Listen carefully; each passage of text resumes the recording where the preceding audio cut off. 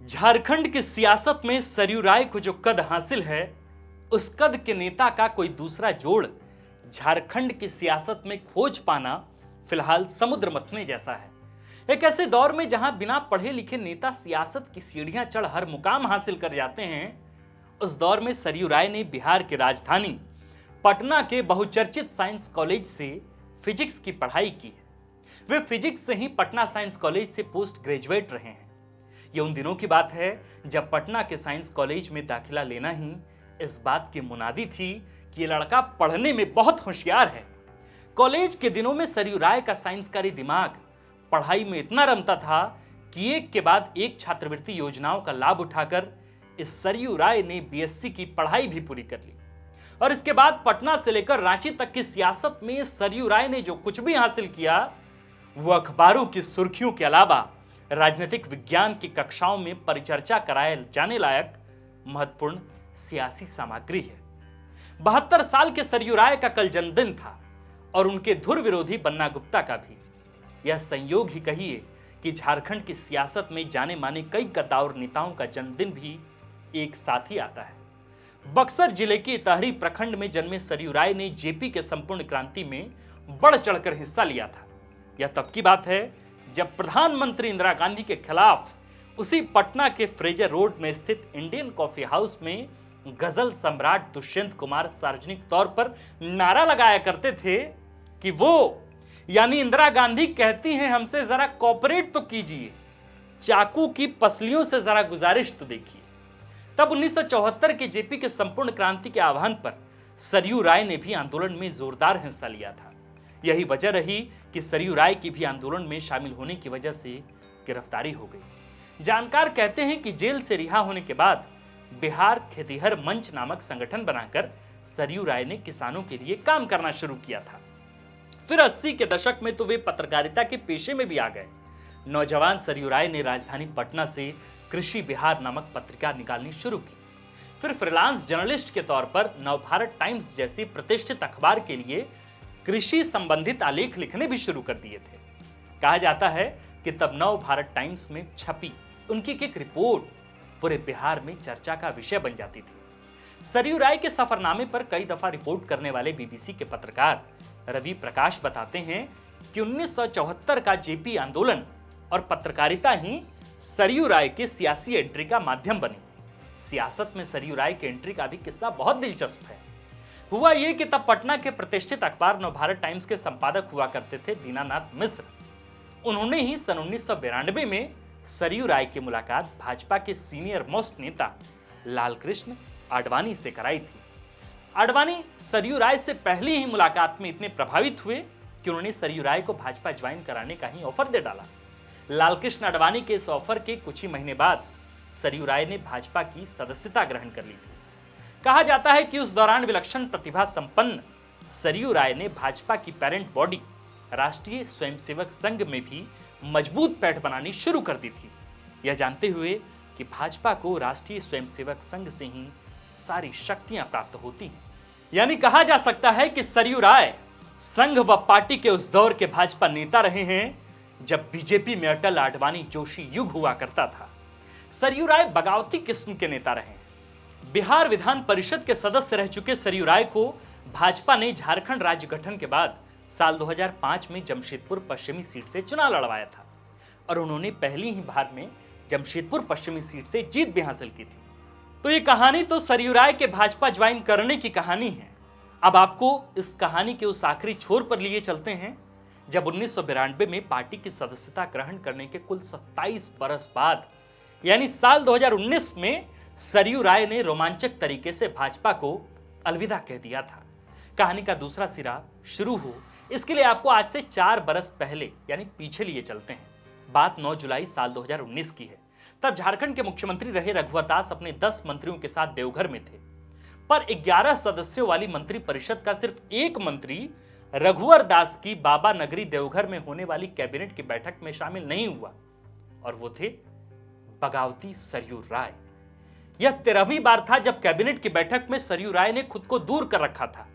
Cabinet की बैठक में लगातार अनुपस्थित रहने के बावजूद न ही मुख्यमंत्री रघुवर दास ने ही सरयू राय को मंत्रिमंडल से हटाने की हिम्मत जुटाई और न ही सरयू राय ने ही रघुवर दास से इसे लेकर कभी मुलाकात करने की कोशिश ही की थी। मुख्यमंत्री रघुवर दास और मंत्री सरयू राय के बीच की संवादहीनता की चर्चा तब अखबारों के पहले पन्ने पर छपती थी। रघुवर दास और सरयू राय को लेकर एक और किस्सा तब बहुत चर्चा में था और वो थी 3 फरवरी 2019 की एक घटना। जमशेदपुर में देश के पहले महिला विश्वविद्यालय का शिलान्यास होना था और तब प्रधानमंत्री नरेंद्र मोदी जम्मू में थे। जम्मू से ही मोदी ने जमशेदपुर में देश के पहले महिला विश्वविद्यालय का शिलान्यास किया। जमशेदपुर में हुए इस कार्यक्रम में मुख्यमंत्री रघुवर दास मुख्य अतिथि थे। यह शिलान्यास कार्यक्रम जहां हो रहा था वो जमशेदपुर पश्चिमी विधानसभा सीट के अंतर्गत आता था, इसलिए स्थानीय विधायक और राज्य सरकार के वरिष्ठ मंत्री सरयू राय को भी इसका आमंत्रण भेजा गया। पर इसके बावजूद सरयू राय ने इस कार्यक्रम का बहिष्कार किया था और सरयू राय के इस कार्यक्रम के बहिष्कार का वजह बना आमंत्रण पत्र में छपा सिर्फ मुख्यमंत्री रघुवर दास का नाम।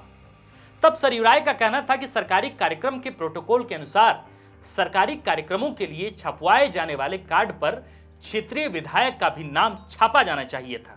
रघुवर दास और सरयू राय के तलखियों के ऐसे कई किस्से हैं जिसकी परिणति यह हुई कि रघुवर दास के कहने पर सरयू राय भाजपा से बेटिकट कर नजरअंदाज कर दिए गए। आत्मसम्मान पर ठेस पहुंच तो गया ही था, इसलिए बगावती सरयू राय ने 2019 के विधानसभा चुनाव में जमशेदपुर पश्चिमी से चुनाव लड़कर मुख्यमंत्री रघुवर दास के खिलाफ जमशेदपुर पूर्वी से नामांकन दाखिल किया। नेता के अंदर का यह कॉन्फिडेंस देखिए कि जमशेदपुर पश्चिमी से हमेशा चुनाव जीतने वाले सरयू राय ने रघुवर दास से बदला लेने के लिए रघुवर दास के बने बनाए सीट जमशेदपुर पूर्वी से नामांकन दाखिल किया और ऐसी जीत हासिल की कि जिसका कोई जवाब नहीं था। तब किसी को यकीन नहीं था कि पटना के साइंस कॉलेज का फिजिक्स का विद्यार्थी बाद में एक उपेक्षित मंत्री बनकर अपने ही मुख्यमंत्री को हराकर अपने स्वाभिमान के ठेस का इस कदर बदला लेगा। भाजपा के तब हैवीवेट नेता माने जाने वाले सरयू राय ने चुनाव के नतीजों से जो हासिल किया था वो झारखंड की सियासत के एक बुजुर्ग पर बागी नेता के तेवर का जीता जागता जीवंत इतिहास है। हालांकि रघुवर दास और सरयू राय के बीच के भिड़ंत को देखते ही राजनीतिक विश्लेषकों ने पहले ही दावा किया था कि मुख्यमंत्री रघुवर दास अपने राजनीतिक जीवन के सबसे कड़े मुकाबले में बुरी तरह फंस चुके हैं। इस मुकाबले के नतीजे से दिल्ली में बैठे भाजपा के रणनीतिकार अमित शाह ने यह तय किया कि रघुवर झारखंड में भाजपा की सियासत का मुख्य चेहरा कभी नहीं होंगे।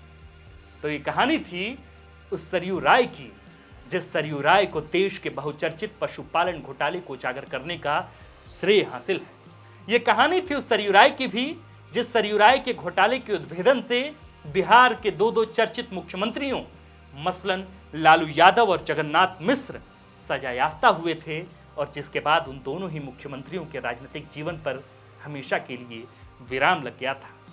और अंततः यह कहानी भी उस बगावती बुजुर्ग नेता सरयू राय की भी है जिन्होंने मधु कोड़ा की सरकार पर हजारों करोड़ के खनन घोटाले का आरोप लगाया, जिनके दस्तावेजों के आधार पर देश के विभिन्न अखबारों में न जाने मधु कोड़ा सरकार के घोटाले के खिलाफ कितने रिपोर्ट छपे और अंततः जिसके कारण झारखंड के पहले निर्दलीय विधायक रहे मुख्यमंत्री मधु कोड़ा को इस्तीफा तक देना पड़ा। तो ये कहानी थी सरयू राय की। ये वीडियो आपको कैसा लगा हमें कमेंट बॉक्स में जरूर बताइए। इसके साथ साथ आप इस वीडियो को, ये राजनीतिक कहानी को अन्य लोगों तक शेयर जरूर कीजिए।